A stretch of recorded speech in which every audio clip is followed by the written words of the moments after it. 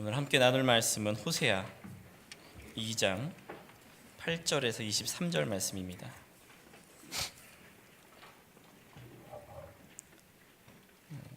구약 성경 1258쪽에 있습니다.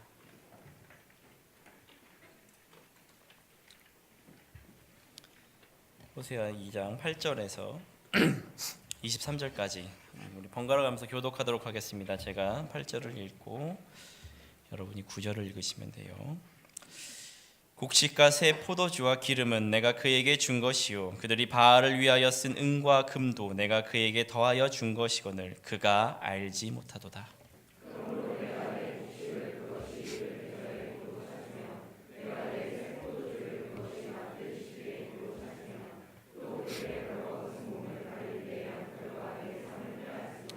이제 내가 그 수치를 그 사랑하는 자의 눈앞에 드러내리니 그를 내 손에서 건져낼 사람이 없으리라.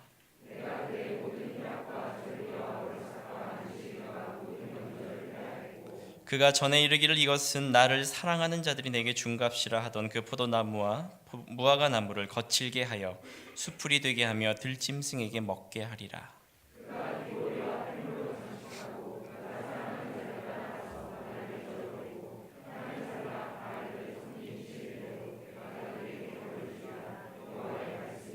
그러므로 보라, 내가 그를 타일러 거친 들로 데리고 가서 말로 위로하고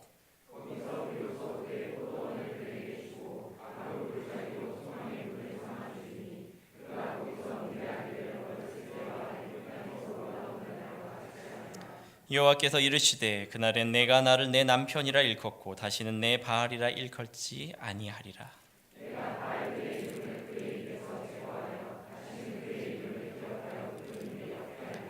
그날에는 내가 그들을 위하여 들짐승과 공중의 새와 땅의 곤충과 더불어 언약을 맺으며 또 이 땅에서 활과 칼을 꺾어 전쟁을 없이 하고 그들로 평안히 눕게 하리라.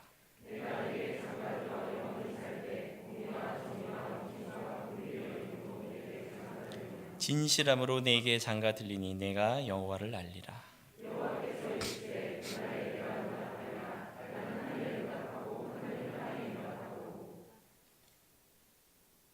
땅은 곡식과 포도주와 기름에 응답하고 또 이것들은 이스라엘에 응답하리라.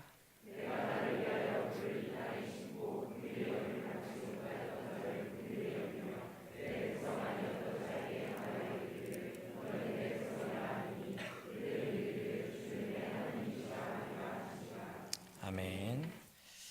길었죠. 그 길고 긴 연휴도 이제 다 끝났습니다. 내일 하루 남았는데 그래도 내일 하루 남아 있으니까 감사하죠. 예. 이 연휴가 사실은 작년부터 사람들이 많이 기대했던 그 연휴였어요. 세상에 우리가 열흘 쉬다니 했는데 벌써 지나갔어요. 그죠? 지난주에 이제 황시원 목사님이 설교하셨어요. 아침에 오셔가지고 오시자마자 이제 설교 이렇게 피시면서 준비하고 계시더라고요. 너무 그 진지한 모습에 옆에 가가지고 장난을 치기 시작했어요. 뭐가 이렇게 진지해요? 여유를 좀 가져요. 옆구리도 좀 콕 찔러가면서 다음 주, 그러니까 이번 주가 제가 설교인 거를 저도 모르고 이 시간이 이리 빨리 올 줄 저도 모르고 아침에 딱 교회 왔더니 황시원 목사님이 여유를 가져. 되로 주고 말로 받은. 그러니까 우리가 옆에서 보는 거하고 직접 그쪽에 가 있는 거하고 그냥 바라만 본 거하고 그 안에 들어가 있는 거하고 좀 다른 느낌이에요. 제가 요즘에 이제 그 유튜브 이제 통해서 조금씩 보고 있고 듣고 있는 것 중에 하나가 뭐냐면 옛날 영화 OST 뭐 이런 거 있어요. 닥터집하고 뭐 이런 거 알아요? 바람과 함께 사라지다. 그 비비안이 나오는 아름다운 여인 나오죠. 그 중에 이제 하나가 뭐였냐면 1970년에 이제 개봉한 러브 스토리라는 거의 이제 그런 류의 영화의 그 바이블 같은 그 영화예요. 아마 모르신 분이 계실 수도 있는데 아주 전형적인 신파. 부잣집 아들과 가난한 집 딸. 둘이 결혼하는데 집안은 반대하고 결국 둘은 그걸 무릅쓰고 결혼해서 행복하게 살았는데 그때 여자가 병에 걸려서 결국 죽고 마는 그 첫 장면이 그 여자가 죽고 나서 한 남자가 이렇게 앉아서 이제 영화가 시작되는 그 장면인데 아마 이 영화를 보신 분은 없어도 거기에 나오는 그 테마송 그 있어요. 일부 때도 내가 좀 해보려고 했는데 도저히 이건 이상한 음이 나오더라고요, 자꾸. 그래서 이 노래 되게 있고, 그 중에 한 장면은 아마 여러분 굉장히 많이 많이 보셨을 거예요. 그 눈밭이 쫙 펼쳐져 있는 데서 막 뒤로 눕고 막 천사 날개 만들고 나 잡아봐라 뭐 이렇게 하고 눈도 막 먹어가면서 그 장면이 있는데, 어느 한 예능 프로그램에서 그 장면만, 눈이 나오는 장면만 시골에 계신 할머니들한테 보여드렸어요. 할머니들의 반응은 어떨지. 그 할머니들이 이제 그걸 딱 보시면서 오메 눈 많이 왔는 거 저기 어디요 막 이러고, 쟤네 저거 뭐 하는 짓이냐 이러고, 저 옷 누가 빨래 저거를, 그리고 막 여자애들 여자 막 도망가고 남자 막 이러니까 저게 뭐 하는 지랄이요 막 이러면서, 그 중에 이제 무슨 장면이냐면 여자가 이렇게 눈을 막 먹으면서 남자를 이렇게 쳐다보는 그런 장면이 있거든요. 그거를 보면서 할머니가 저거 아무거나 저게 처먹다가 저 뒤지는데 저거. 근데 여자가 나중에 병에 걸려 죽거든요, 실제로. 그래서 한때 그 논란이 있었어요. 과연 저 여자가 병에 걸린 이유가 무엇일까? 이 오염된 눈을 많이 먹으면 병에 걸릴 수 있다, 뭐 이런 말도 안 되는 얘기도 나오긴 했는데, 영화를 우리가 그걸 볼 때 그 절절함과 그 지고지순한 그 사랑, 그거를 보면서 저런 사랑 한번 하고 싶어. 특히 여기 좀 청년이 좀 많으니까 하겠지만은, 그거를 이제 밖에서 보는 사람, 그리고 이제 실제로 그것이 내 삶 속에서 만약에 진행되는 일이라면 그건 참 쉽지 않은 일이에요. 내가 사랑하는 누군가가 아파서 병들어 있고 그의 죽음을 이제 지켜볼 수밖에 없는, 그거는 단지 그냥 마음이 아프다의 문제가 아니라, 왜냐면 내가 생활을 해야 되는 그 먹고 사는 문제도 해결해야 되고, 계속 병실에만 있을 수는 없잖아요. 그걸 돌봐야 되고, 거기서 오는 그 피로와 지침과, 실제로 가정 안에서 누군가 이제 아픈 사람이 한 사람 있으면, 아픈 사람은 아픈 사람들 아프지만 그거를 옆에서 간호하는 사람은 또 나름의 또 힘겨움이 있어요. 그러니까 이거를 우리가 지켜봤을 때 너무 아름다운 사랑이야 했는데, 그 사랑이 진짜 내 삶 속에서 벌어진 일이면 참 힘들어요. 그리고 생각했던 것보다 굉장히 처절합니다. 우리가 읽었던 이 호세아 안에서도 굉장히 그 지고지순한 절절한 사랑이 있습니다. 한 남자가 있고 한 여자가 있어요. 둘이 만났고 사랑하고 결혼해서 아들과 딸과 아들에서 세 자녀를 낳았습니다. 이 여자가 왕년에 좀 놀았던 여자라 남자와 애들을 버리고 도망가 버려요. 다른 남자들도 막 만나고, 그러다가 노예시장까지 팔려가는 그 순간에 이 남자가 수소문 끝에 이 여자를 찾아서 돈을 지불하고 이 여자를 다시 데리고 옵니다. 굉장히 아름다운 사랑이죠, 그죠? 이 똑같은 얘기를 제가 전도다 시절 때 초등학교 1, 2학년 애들 앞에 두고 얘기를 해줬어요. 한 남자가 있는데 한 여자를 만나가지고, 물론 이런 좀 수위를 조금 이렇게 바꿔가면서 그랬대. 그래서 이 여자가 갔다가 남자가 이렇게 해서 다시 데리고 왔대. 했더니 초등학교 2학년짜리가 그 얘기를 딱 듣더니 팔짱을 딱 끼면서, 아이고 여자가 바람났네, 바람났어. 어떻게? 초등학생이 봐도 그 안에 그 현실적인 문제가 눈에 보이는 거예요. 나중에 물어봤어요. 야, 너 바람난 게 뭔지 아냐? 그럼요. 얼굴에 물기 얹고 머리끄댕이 잡고 뺨때기 때리고, 이거 바람난 거예요. TV든 영화든 어디든 그 본 거는 있어가지고. 근데 실제로 만약에 여러분의 아내, 여러분의 남편, 아니면 지금 남자친구, 여자친구 없어도 있는 척하면서 바람 피고 막 돌아다녀요. 나이트클럽 가고 술 마시고. 그런다면 여러분 어떨 것 같아요? 그걸 끌고 데려와서 어떻게든 내가 지켜가려고 하면 되게 아름다운 사랑인 것처럼 보이긴 하지만, 실제로 그 삶을 살아가는 사람은 굉장히 속이 타들어갈 거예요. 오늘은 또 어디 있고 또 어떤 남자를 만나고 어떻게 생활할까, 이 여자를 내가 어떻게 해야 되나, 데리고 와야 되나 말아야 되나. 그게 실제로 벌어진 일이라면 그건 굉장히 처절한 삶이라는 겁니다. 이 일들이, 이 이야기가 이 호세아 선지자의 실제 삶이에요. 하나님이 그에게 너는 가서 음란한 여자를 맞이하여 음란한 자녀들을 낳으라고 명령하셨고, 그 명령에 따라 실제로 결혼하고 아이를 낳았는데 여자가 도망간 거죠. 데리고 오고 도망가고 뭐 별일을 다 하는데, 이게 실제로 호세아가 겪어가면서 자기의 삶이 된 거예요. 그 삶을 통해서 하나님이 보여주고 싶은 게 뭐냐면, 네가 한 여자와 살아가고 그 여자가 이렇게 음란하고 도망가고 배신을 하는 그 여자의 모습이 지금 내가 북이스라엘 너희들을 보는 나의 마음이다. 내가 너희를 지금 사랑하고 있고 너희를 나의 안으로 불러들였음에도 불구하고 너희는 나를 배신하고 돌아가고 다른 신을 섬긴다라는 거예요. 사랑이 현실이 됐을 때, 우리가 영화로 볼 땐 너무나 아름다운 사랑이지만 그게 진짜 내 삶의 현실로 될 때는 거기에 하나의 단어가 붙습니다. 그게 책임이라는 단어입니다. 무책임하게 그냥 난 널 사랑하고 우리 그냥 인조이하고 끝나는 사랑이 아니라 제대로 된 사랑을 한다면 그 사랑엔 책임이 붙어요. 이 사람이 갖고 있는 그 짐, 이 사람이 갖고 있는 그 무게조차도 내가 안고 가야 되니까. 하나님이 우리를 사랑하시고 불렀다라는 거는 우리가 갖고 있는 문제와 어려움과 그 모든 것을 다 끌어안고 가신다라는 거예요. 하나님의 사랑에 대한 책임이라 있다는 겁니다.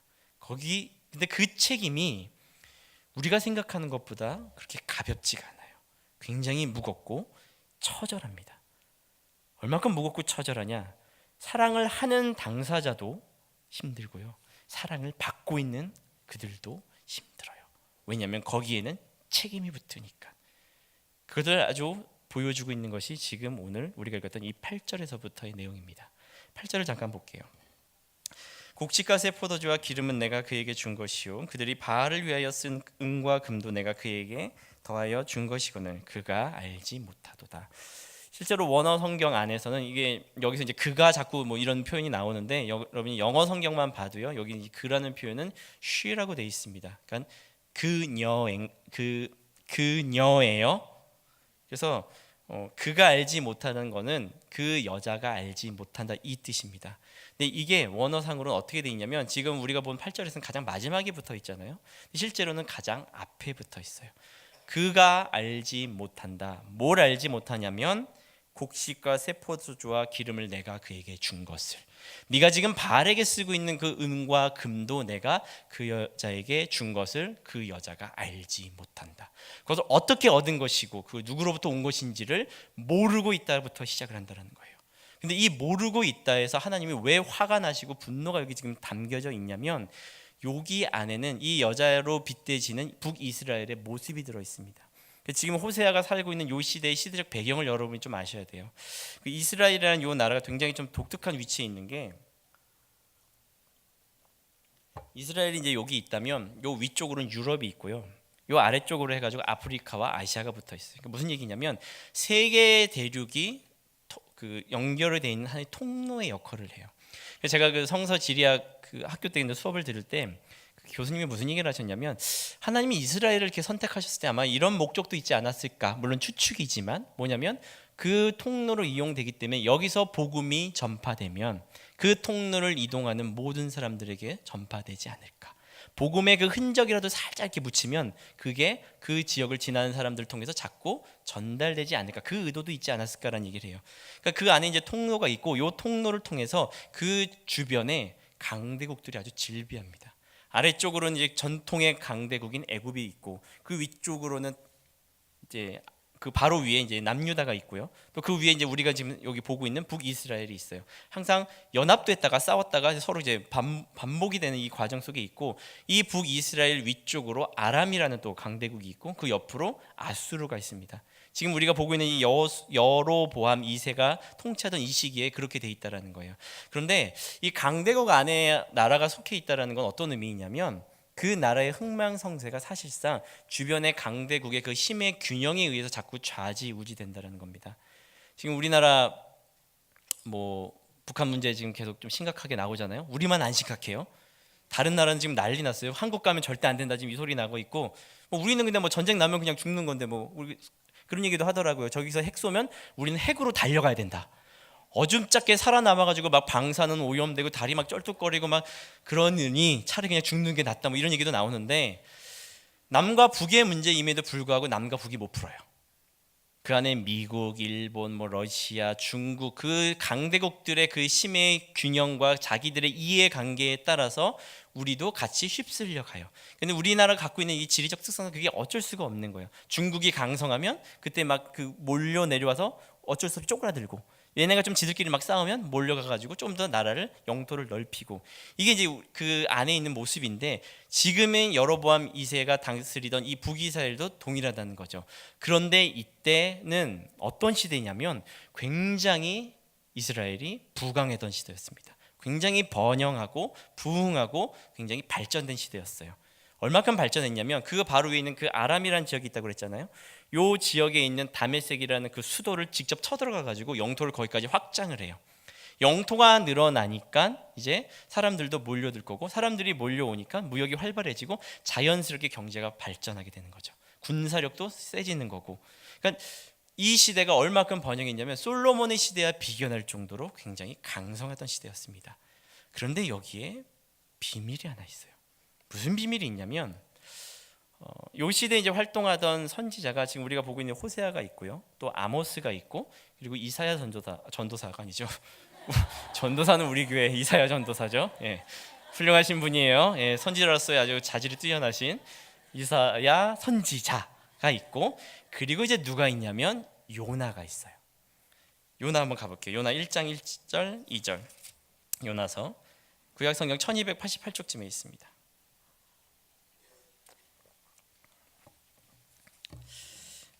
(1절과) (2절을) 함께 읽어볼게요. 요나서 1장 1절에서 2절 시작.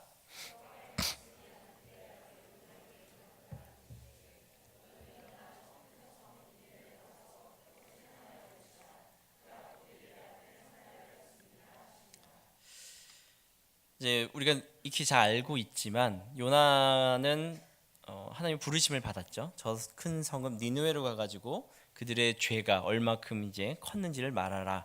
도망가잖아요. 다시 잡혀와서 결국 할 수 없이 니느웨로 가고, 거기서 선포한 그 말씀이 그리고 그 대각성 운동을 일으킵니다. 회개 운동이 일어나고, 그리고 다시 그들이 힘을 얻게 됩니다. 이 니느웨가 어디의 수도냐면 아수르의 수도예요. 같은 시대라고 그랬죠. 호세아가 있던 그 시대랑.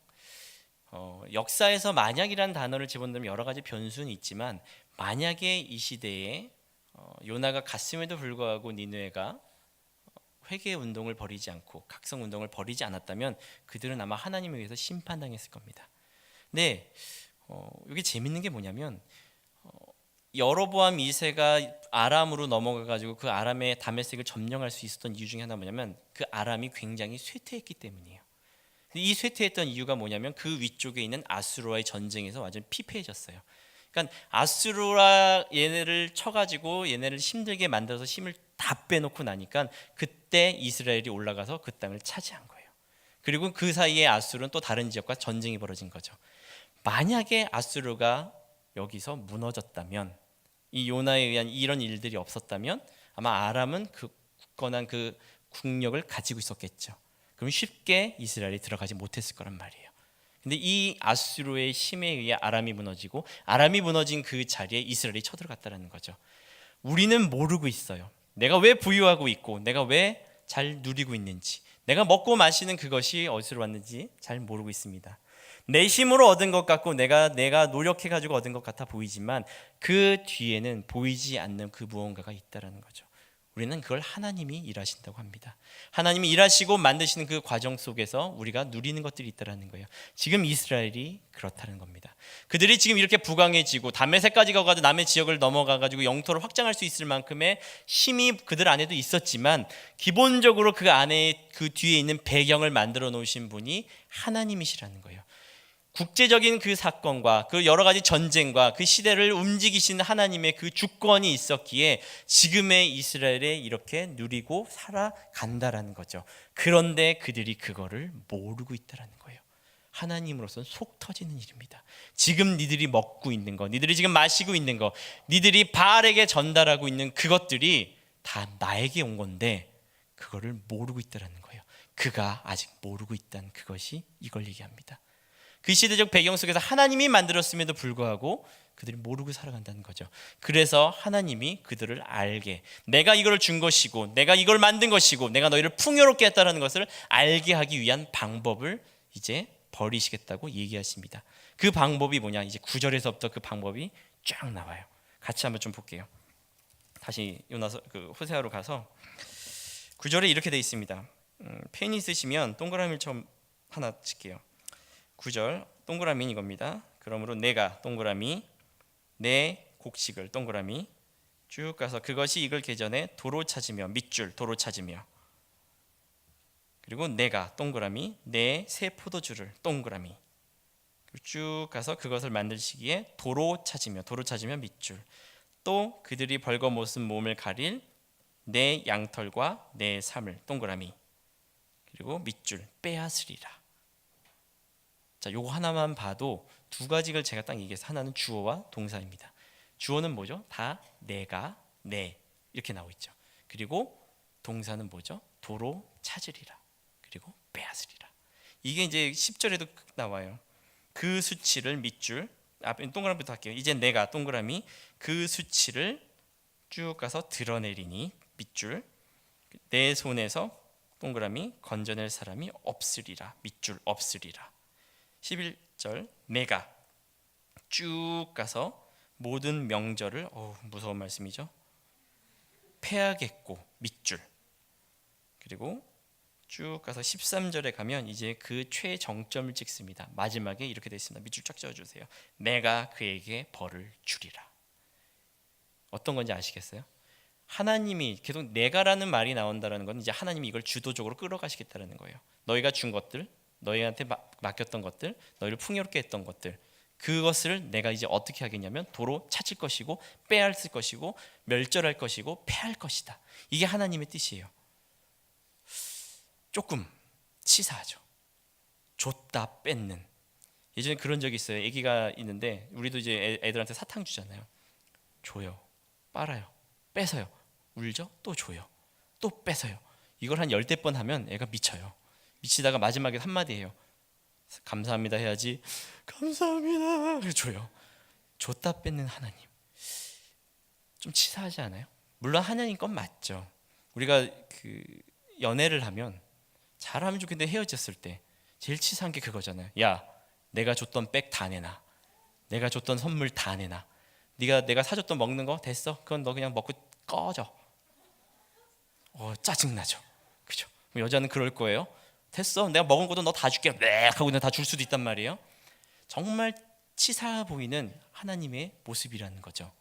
근데 왜 하나님이 자꾸 이거를 건드시냐는 거예요. 곡물, 기름, 포도주, 그들이 소유한 것들, 그들의 풍요를 누리는 것들, 왜 자꾸 그거를 건드리냐는 거죠. 왜냐하면 그들의 중심이, 그들의 포커스가 지금 거기에 맞춰져 있기 때문에 그래요. 그들이 지금 누리고 있는 그 풍요에 맞춰져 있는데 이 풍요를 누가 줬을까 했더니 그들이 섬기는 바알 신이 주었다고 생각하고 바알을 더 섬깁니다. 그 본래의 목적이 뭐예요? 더 많은 풍요와 더 많이 누리고 싶은 그 마음이 있는 거란 말이죠. 하나님이 줬던 것들을 다 뺏어갔는데 그 모든 걸 하나하나 다 보게 되면 결국은 그들 안에서 그들이 하나님이 아닌 다른 것을 그 자리에 대체를 시켜놓고 그 위치에 세워놓고 하나님보다 그것을 더 중요하게 여긴다라는 거죠. 그럼 어떻게 해야 돼요? 그거를 건들고 흔들어야죠. 오늘 아침에도 밥 먹고 오는데 이현이가 이러고 제 아들이 이러고 일어나 벌떡 일어나서 나갔어요. 할아버지가 만화 영화를 틀었어요. 신나게 보고 있는데 이제 밥상이 와가지고 밥을 먹는데 걔의 눈은 오직 만화 쪽으로만 가 있는 거죠. 어떻게 했을까요? TV를 꺼야죠. 끄고 밥을 먹여야죠. 하나님께서 말씀하십니다. 십계명의 제1계명이 그거죠. 나 외에 다른 신을 두지 말라. 나 외에 다른 것을 두지 말라는 거예요. 그게 뭐가 됐던 간에 하나님의 자리를 대신하려고 하는 것, 하나님의 위치를 차지하려고 하는 것, 그것을 아무것도 두지 말라는 겁니다. 그게 지금 이스라엘 백성들에게는 물질적 풍요인 거죠. 그게 우리에게는 여러분이 갖고 있는 그 관심사라는 겁니다. 동일하게 물질적인 걸 수도 있는 것이고 또 그 누군가 사람과 사람과의 관계를 더 중요할 수 있는 것이고 건강이 그 자리를 대체할 수도 있는 것이고 공부가 그 자리를 대체할 수 있는 것이고 내가 원하고 내가 즐기고 싶은 것이 그 자리를 대체할 수 있어요. 그게 무엇이든 간에 하나님의 자리를 대체하고 하나님의 자리를 빼앗고 하나님이 계셔야 할 그곳을 차지하고 있다면 그것이 없어져야 한다는 거예요. 그것을 하나님이 건드릴 수밖에 없는 거예요. 나를 향해야 될 그 눈이 다른 곳을 향하고 있고 나를 바라봐야 될 그 마음이 다른 곳으로 채워져 있다면 당연히 하나님 입장에서는 그거를 건들고 흔들고 뺏어가야 돼요. 그래야 비로소 그 눈이 하나님을 향하니까. 근데 문제는 뭐냐면 그 과정이요 우리한테 쉽지 않다라는 거예요. 그리고 이게 하나님이 갖고 있는 사랑의 책임이라는 겁니다. 그 눈이 나에게 향하기 위해서, 나를 바라보기 위해서 해야 되기 때문에 하나님이 책임지시고 끝까지 붙들고 가겠다는 겁니다. 근데 이 책임이 우리한테 너무 버겁죠. 이 사랑이 그런 사랑이라는 거예요. 네가 나를 바라볼 수 있을 때까지 내가 너를 괴롭히겠다. 무섭죠. 예전에 싱가포르에서 제가 만났던 한 전도사님이 있습니다. 나이로 이제 동생이기도 하고 이제 사석에서 말을 놓기도 하는데 이런 얘기를 하더라고요. 하나님이 자기를 막 쳐서 복종시켰으면 좋겠다고. 자기의 이 나쁜 습관과 이 하나님 앞에 자꾸 이렇게 온전히 가지 못한 이거를 막 때려가지고 날 정신 차리게 해줬으면 좋겠다고. 그 제가 그랬어요. 너 변태냐? 야, 하나님이 너를 정신 차리게 하고 너를 나에게 다시 돌이키려고 한다면 너의 두 다리를 못 쓰게 할 수도 있어. 두 팔을 뽑아버릴 수도 있고 네가 가장 사랑하는 사람을 뺏어갈 수도 있어. 왜? 하나님의 목적은 지금 이 땅에서 네가 누리고 있는 그 무언가가 아니라 너의 모습이 하나님께로 돌아오는 거니까, 다시 하나님을 향해 가는 거니까, 그 하나를 위해서라면 그 하나님의 사랑은 충분히 그렇게 하고도 남는다는 거죠. 왜요? 복을 주신 분이 하나님이시면 그 복을 뺏어가는 것도 하나님께 있습니다. 그래서 때로는 복을 뺏기는 게 진짜 복일 때가 있어요. 왜냐하면 하나님 질투의 하나님이시거든요. 그걸 그냥 보고 못 넘어가세요. 나를 바라봐야 될 그 눈이 하나님 쪽을 향하지 않고, 당연히 하나님께 드려야 할 영광과 감사가 바알에게 향하는 걸 도저히 눈뜨고 못 보시는 거예요. 제 아내와 제가 연애할 때 비밀 연애했거든요. 근데 제 아내는 저보다 이제 나이가 좀 있으니까 자꾸 그 교회 내에서 이 남자 저 남자 갖다 붙이는 거예요. 이 사람 어때? 저 사람 어때? 그걸 꼭 왜 나한테 물어봐? 그래서 차마 여기까지 우리 사겨, 내 여자 건드리지 마, 뭐 이런 말도 못 하겠고, 자꾸 김남근 목사님도 야, 영임이 있잖아, 얘 어떠냐? 나이 좀 비슷한. 그걸 왜 나한테 물어봐요? 둘이 맞으면 되는 거지. 막 여기까지 이 여자 내 여자다 막 이러고 얘기하고 싶은데 차마 얘기는 못 하겠고 비밀로 하니까 이 질투가 있다라고요. 내가 사랑하는 사람이 나를 보지 않고 다른 사람을 만나고 나랑 함께 가야 될 그 사람이 나랑 함께 있지 않는 거에 대한 그 질투심, 하나님이 이런 질투심을 갖고 있다라는 거예요. 그런데 하나님의 이 질투심은 그냥 우리가 갖고 있는 그런 인간적인 질투심을 넘어서는 무언가 그 안에 의미가 있어요. 왜냐하면 이들이 만들어낸 그 우상은 본질적으로는 실체가 없는 것들이에요. 내가 원하고 내가 만들고 싶은 것들이에요. 근데 그거를 계속 쫓고 갔을 땐 그때 어떻게 될까요? 그 과정에서 마지막에 아무것도 없는 거예요. 그 허무한 것을 쫓아갔을 때 그 허무한 것을 쫓아가서 무너지고 낙마하고 좌절한 모습을 하나님이 볼 수 없다라는 거죠. 그런데 그들이 지금 그걸 몰라요. 왜? 지금 너무 풍요롭거든요. 저희 아버님께서 돌아가시기 꽤 오래되긴 했는데 저랑 이제 어느 날 이제 우연히 그죠, 우연이죠. 단둘이 밥을 먹게 됐어요. 집에서 밥을 먹다가. 근데 그 당시 저희 집이 되게 조금 상황이 재정적으로 어려운 상황이었어요. 저도 막 새벽에 나가서 아르바이트하고 일하고 그 얼마 안 되는 돈 가지고 이제 뭐 이렇게 막 하고 뭐 이럴 때였는데, 아버지 보시기에 그게 조금 불쌍해 보이기도 했는지 오늘 밥 먹다가 저한테 이제 그런 얘기를 하시더라고요. 승원아, 제가 이제 사형제 중에 막내거든요. 네가 아마 사형제 중에서 제일 성공할 거야. 그래서 예 아버지 감사합니다 했는데 굉장히 궁금하잖아요. 뭐지? 도대체 뭔 근거로 그런 얘기를 하시지? 혹시 내 이름 앞으로 뭐 적금 같은 거 들었나? 그럴 돈이 없을 텐데. 그래서 궁금해서 물어봤어요. 아버지 왜요? 왜 제가 사형제 중에 제일 성공하고 잘 돼요? 그냥 그런 게 있어. 계속 물어봤죠. 그랬더니 저희 아버지가 뭐라고 하시냐면 사형제 중에 네 태몽이 제일 좋았어. 그래서 지금 그게 무슨 태몽인지 잘 모르겠어요. 뭐 어떤 꿈인지 모르고 무슨 꽃사슴이 나왔다고 하기도 하고 뭐가 나왔다고도 하겠는데 어떤 그 의미인지는 잘 모르겠어요. 그래서 그냥 넘어갔어요. 그런데 그 후로 조금씩 일들이 이제 잘 풀리는 거예요. 집안 일들도 좀 당연히 풀리기 시작하고 재정적인 것도 좀 풀리기 시작하면서 그 당시에 이제 제가 조금 하나님 앞에 믿음이 좀 이렇게 자라나는 그 시기였기 때문에 하나님이 뭔가 좀 일하고 계시고 만들어가고 계시는구나 그걸 느꼈던 그 순간이었거든요. 근데 문득 그런 생각이 들더라고요. 우리 아버지는 이 상황을 어떻게 생각하실까? 역시 태몽이 좋은 놈은 뭔가 잘 풀려 이러지 않을까. 우리 징크스라는 게 있습니다.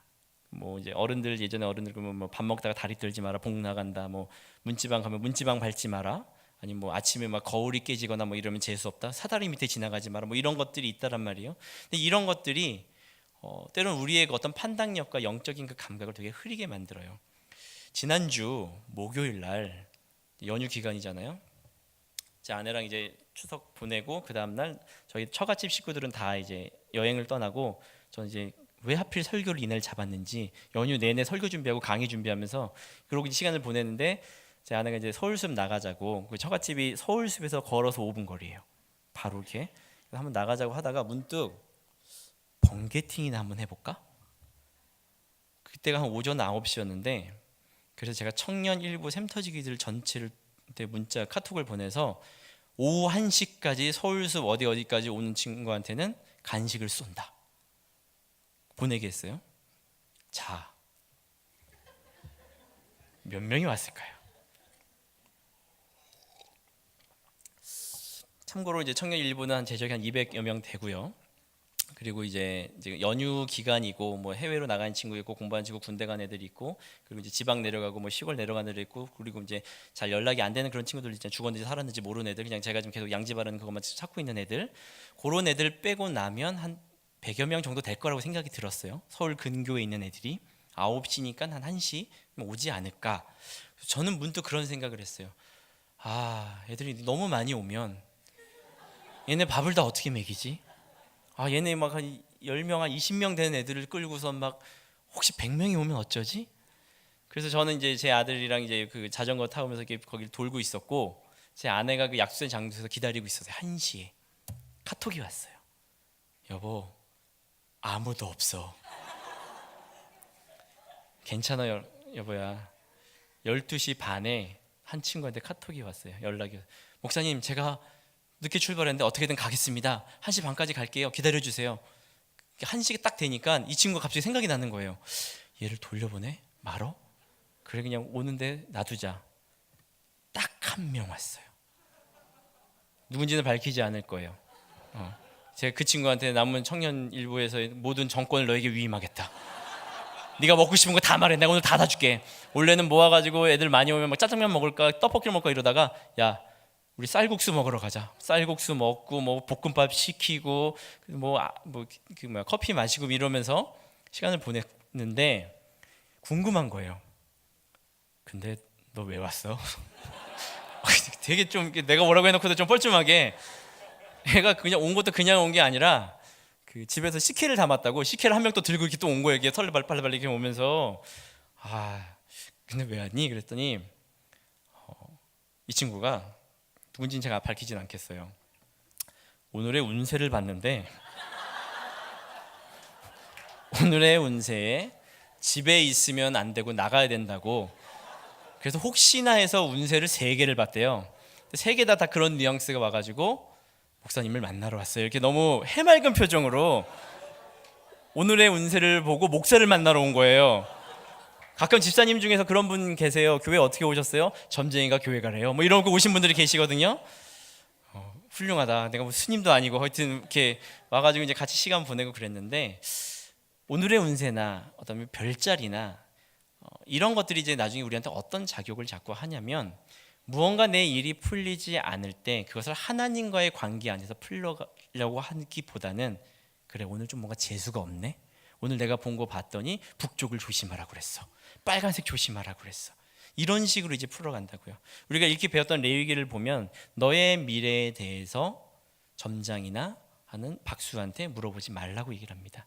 내 미래를 내가 아닌 다른 사람의 손에 맡기지 말라는 얘기예요. 물론 이제 어떤 상황에서 어떻게 작용을 할지 모르지만, 그것이 우리에게 주는 어떤 부분이 있냐면 우리의 영적인 그 감각을 되게 흐리게 만들 때가 있어요. 내가 하나님과 풀어야 될 문제라면 그건 하나님과의 관계에서 풀어야 될 건데, 그걸 흐리게 만들고 그저 운이 없어서, 그냥 재수가 없어서, 뭔가 잘 됐을 때도 뭔가 운이 좋아서 이런 식으로 이제 풀어간다라는 거죠. 지금 이스라엘 백성들에게 이 풍요가 주는 문제는 어떤 문제냐면, 하나님이 보여줬던 그 풍요로운 걸 놓칠 뿐만 아니라 실제로 그들 안에서 사실상 이 빈부격차가 굉장히 심해지기 시작한 거예요. 돈이 있는 사람은 더 있는 대로 잘 사고, 없는 사람은 없는 대로 더 빈곤해지고 힘들어지고, 종교적으로 더 타락하고, 사실 내면 안에서 점점 썩어 들어가고 있는데 그걸 뭘로 자꾸 커버를 하냐면 우리는 지금 잘 살고 있고 번영하고 있고 군사적으로 잘 되어가고 있다라는 이것 하나로 그들이 시야가 가려진다라는 거예요. 그러니까 당연히 그거를 건드리고 깨야죠. 그런데 이 깨는 과정이 하나님이 단지 심판을 하고 무너뜨리려는 그것이 아니라 거기에 대한 하나님의 사랑의 책임이 들어간다고요. 그래서 14절에 이렇게 시작이 됩니다. 그러므로 보라. 여기 나와 있는 이 그러므로는 우리가 이렇게 보기에는 어떤 거냐면 결과절로 볼 수 있어요. 앞에서 8절에서 13절의 그 내용을 두고선 14절에서부터 그래서 이런 결과를 얻을 것이다라고 볼 수 있는데, 그렇게 보기에는 내용이 좀 이상해요. 왜냐하면 앞에서는 나는 너를 벌할 것이다 놓고선 14절 내용이 뭐냐면 그를 타일러 거친 들에 데리고 가서 말로 위로하고, 갑자기 그 무시무시한 하나님 없어지고 굉장히 착한 하나님으로 좀 변했어요. 미안해서 그런 건지 아니면 뭔가 자기가 실수했다고 그러는 건지, 여기 나와 있는 그러므로라는 이 접속사는 인과관계를 나타내는 원어상으로 그 뜻을 합니다. 인과관계를 나타냈을 때 그 의미가 어떤 의미냐면 이제 14절에서부터 나오는 그 내용으로 말미암아 이 이유 때문에 내가 너희를 벌한다라는 거예요. 내가 왜 너희를 벌하냐면 이런 이유 때문이야 라가 바로 14절에서부터 쭉 나온다는 겁니다. 그냥 앞에 내용을 끌고 와가지고 이렇습니다가 아니라 이 14절의 내용이 앞의 내용의 원인이 된다는 거예요. 하나님이 왜 우리를 힘들게 하시고 왜 우리를 벌을 주시고 왜 우리 걸 뺏어가실까? 왜냐면 그 유명한 보라, 힘내가 여기 나온다는 거예요. 집중해서 보라는 거예요. 그 내용이 뭐냐면 이겁니다. 그를 타일러 설득해서 거친 들로 데리고 간대요. 자, 풍요로운 가운데 누리고 있고 많은 걸 가지고 있는 자가 그 모든 걸 내려놓고 거친 들로 갑니다. 거긴 어디예요? 광야죠. 광야에 뭐가 있어요? 아무것도 없어요. 피폐하고 그냥 황량한 황무지일 뿐입니다. 내가 지금 좋은 집에 살고 있고 좋은 차를 갖고 있고 많이 누리고 있는데, 그리고 나서 광야로 간다고 생각하세요. 하나님이 불러내가지고 그 기분이 어떻겠어요? 모든 걸 다 잃은 것 같은, 나는 버림받은 게 아닌가, 그런 생각이 들 거라고요. 근데 광야는 그렇게 버림받고 무언가 황량함을 상징하기도 하지만 또 한편으로는 그곳에 가야지 비로소 하나님의 임재를 맛볼 수 있는 장소이기도 합니다. 왜요? 모든 게 다 깎아지고 재해졌을 때 그때야 비로소 하나님과 온전히 독대할 수 있는 자리, 거기가 거친 들 광야인 거예요. 이곳에 나아가야지 하나님을 제대로 볼 수 있다는 거죠. 모든 게 다 제하여진 상태에서 이스라엘 백성이 광야를 한 동안 그 힘겨움 때문에 많은 불평과 불만이 나왔습니다. 그럼에도 불구하고 하나님께서는 그들의 그 은혜를 결코 끊지 않으셨어요. 만나가 끊어지지 않았고, 그들이 제사를 드려야지만 그 죄가 사해짐에도 불구하고 제사를 드릴 수 있는 그 제물이 아무것도 없는 그 광야에서 단 한 번도 재물이 없어서 제사를 못 드렸다는 얘기가 나온 적이 없어요. 하나님이 끊임없이 공급하시고 붙들어 주시고 이끌어 가셨다는 거예요. 그곳이 어디냐면 광야라는 거죠. 그런데 그 은혜를 맛보려면 광야로 나아가야지만 볼 수 있는, 광야에 나아가지만 느낄 수 있는 그 하나님이 있다는 겁니다.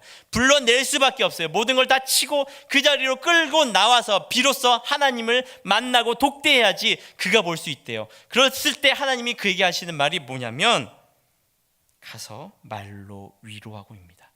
이 말로 위로한다는 이 표현을 직역하면 그리고 나는 그녀의 마음에 대고 말할 것이다.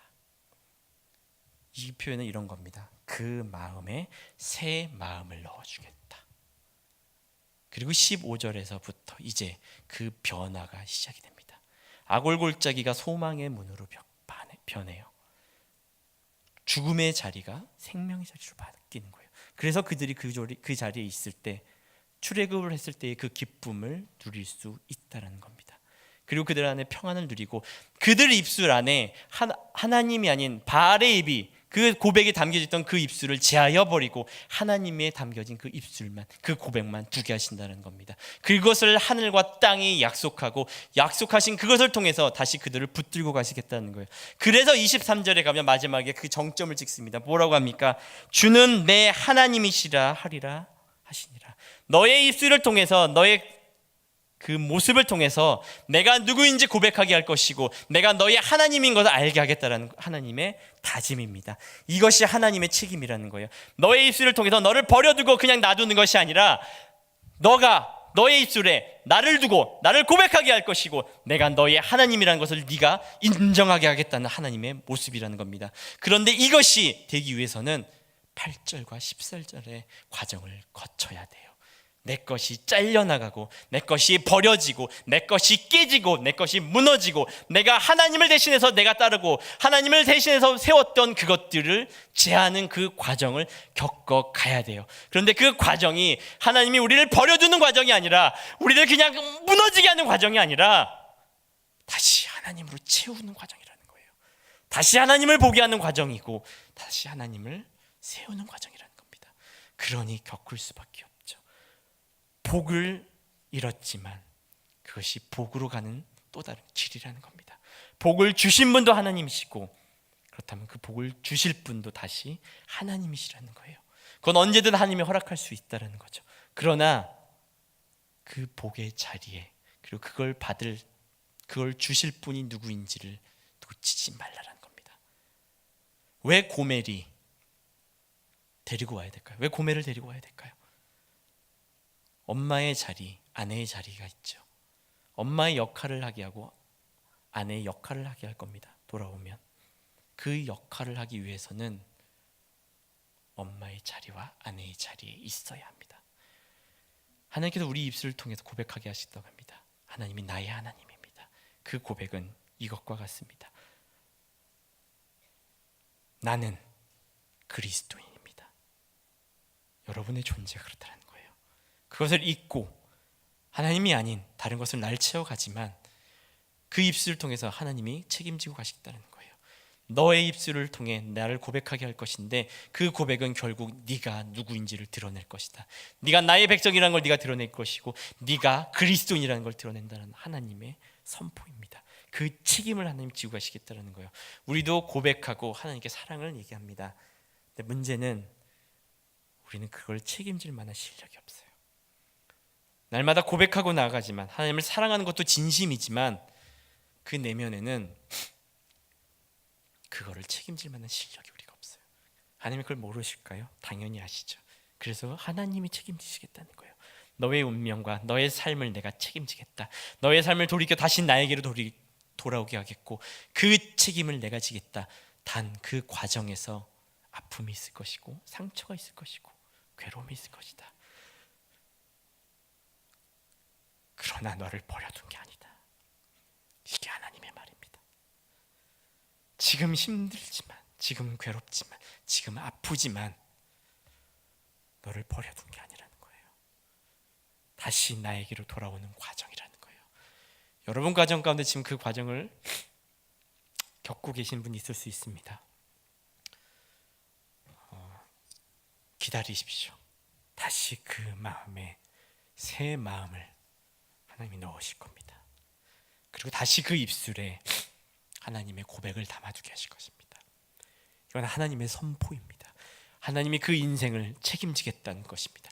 내 사랑은 절대 너희를 그대로 두지 않겠다라는 거예요. 그 헛된 우상, 아무 실체가 없는 그 우상을 쫓아가게 하지 않겠다라는 거예요.